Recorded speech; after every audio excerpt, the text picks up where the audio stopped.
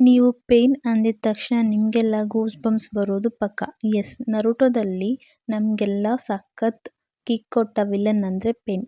ನರುಟೋ ಸೀರೀಸಲ್ಲಿ pain ಎಂಟ್ರಿಯಿಂದ ಹಿಡಿದು pain ಡೆತ್ವರೆಗೂ excitement, action ಮತ್ತು ಫ್ಯಾನ್ಸಲ್ಲಿ fear ಇದ್ದಿದ್ದು ನಿಜ.